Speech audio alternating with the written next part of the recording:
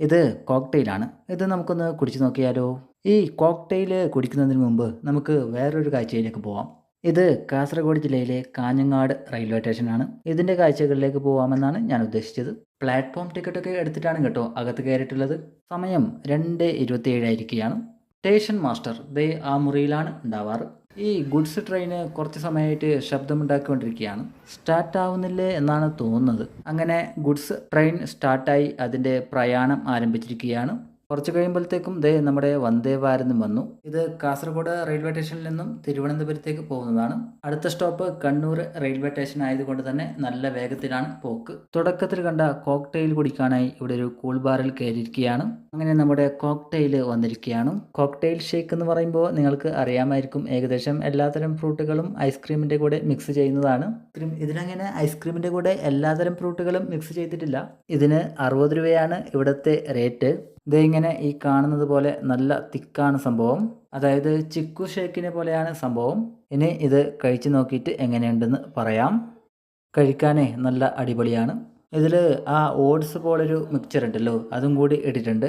Video പിടിക്കുന്നത് വിഷുവിൻ്റെ തലേന്നാണ്. അതുകൊണ്ട് തന്നെ ഇവിടെ കാഞ്ഞങ്ങാട് ടൗണിൽ റോഡ് സൈഡിൽ ഒരുപാട് തുണിത്തരങ്ങൾ വിൽക്കാൻ വച്ചിരിക്കുന്നു. ഒരുപാട് പേര് വന്ന് ഇത് നോക്കുകയും വാങ്ങുകയും ഒക്കെ ചെയ്യുന്നുണ്ട്. 250 മുതൽ ഒരു 450 വരെയൊക്കെയാണ് ഇതിൻ്റെ റേറ്റ് എന്ന് അവർ പറയുന്നത്. ഇതേ കാണുന്നത് പോലെ സ്ത്രീകൾക്കും പുരുഷന്മാർക്കുമുള്ള തുണിത്തരങ്ങളുണ്ട്. ഇതേ കാണുന്ന പാൻറ്റുകൾക്കൊക്കെ ചെറിയൊരു റേറ്റാണ് അവർ പറയുന്നത്.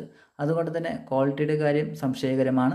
ഇതിവിടുത്തെ പഴയ ബസ് സ്റ്റാൻഡാണ്. പൊതുവേ ഇവിടെ ബസ്സുകളുടെ തിരക്ക് ഉണ്ടാവാറുള്ളതാണ്. എന്നാൽ ഇവിടെ ഇന്ന് കുറച്ച് പണി നടന്നുകൊണ്ടിരിക്കുകയാണ്.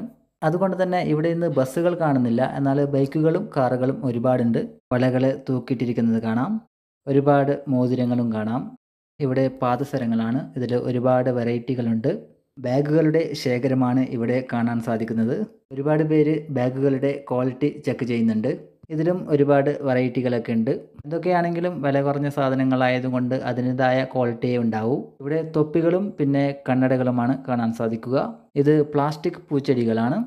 എന്നെ അറിയുന്നവരോട് ഞാൻ പണ്ടേ പറഞ്ഞിട്ടുള്ള കാര്യമാണ്, പ്ലാസ്റ്റിക് കൊന്ന ഈസ് എ ഡേർട്ടി ബിസിനസ്.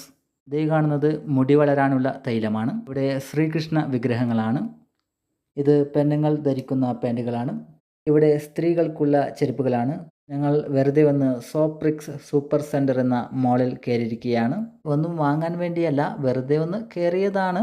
ഇതൊക്കെയാണല്ലോ ഒരു രസം. നാളെ പിന്നെ വിഷു ആയതുകൊണ്ട് ഇവിടെ നല്ല ആൾത്തിരക്കാണ്. കാഞ്ഞങ്ങാട് ടൗണിൽ ഇത്തരത്തിൽ ഒരുപാട് മാളുകളുണ്ട്. ഇതാണ് ഞങ്ങൾ ഇതുവരെ കയറി നോക്കിയ സോപ്രിക്സ് സൂപ്പർ സെൻറ്റർ ഷോപ്പിംഗ് മാള്.